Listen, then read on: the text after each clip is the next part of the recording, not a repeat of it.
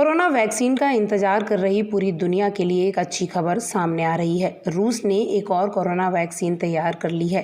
रूस ने इस वैक्सीन को मंजूरी भी दे दी है। गौरतलब है कि रूस ने 12 अगस्त को दुनिया की पहली वैक्सीन स्पुतनिक वी को तीसरे चरण का ट्रायल पूरा होने से पहले ही मंजूरी दे दी थी और अब दूसरी कोरोना वैक्सीन एपिवैक कोरोना को मंजूरी दी गई है।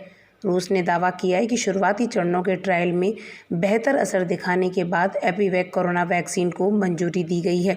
रूस के राष्ट्रपति व्लादिमीर पुतिन ने इस बात का ऐलान किया है।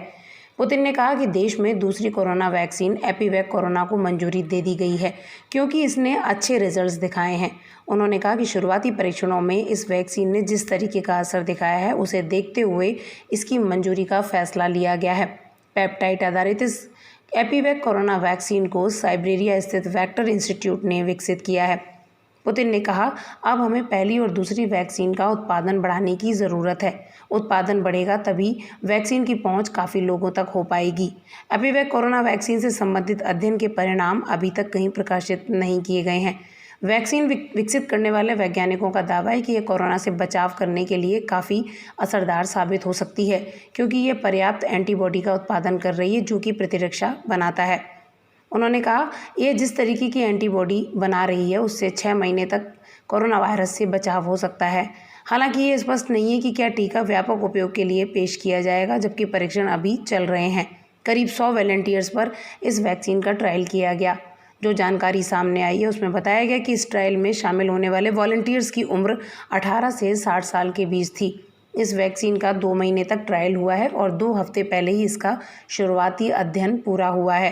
वैक्सीन के शुरुआती ट्रायल सफल रहे हैं और अध्ययन के पूरा होने के बाद ही इसे मंजूरी दी गई है।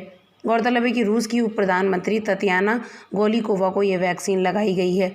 उन्होंने पहले कहा था कि वॉलंटियर के तौर पर उन्होंने भी शुरुआती ट्रायल में हिस्सा लिया था।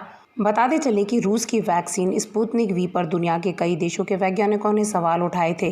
कारण यह है कि इस वैक्सीन का ट्रायल छोटे समूह पर किया गया था और इसके साइड इफ़ेक्ट भी देखे गए थे। फिलहाल यह वैक्सीन तीसरे चरण के ह्यूमन ट्रायल में है।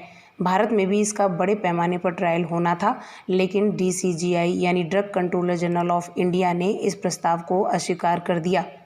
Drug controller general of India ने फार्मा कंपनी डॉक्टर रेड्डीज की प्रयोगशालाओं में रूस के स्पुतनिक वी वैक्सीन के तीसरे चरण का परीक्षण करने के प्रस्ताव को अस्वीकार कर दिया। कारण यह रहा कि इस वैक्सीन के शुरुआती परीक्षणों को विदेशी आबादी के एक छोटे समूह पर ही इस्तेमाल करके देखा गया है। भारत की डॉक्टर रेड्डीज लैब ने स्पुतनिक वी वैक्सीन के नैदानिक परीक्षणों के साथ साथ उसके वितरण के लिए रूसी प्रत्यक्ष निवेश कोष के साथ साझेदारी की है।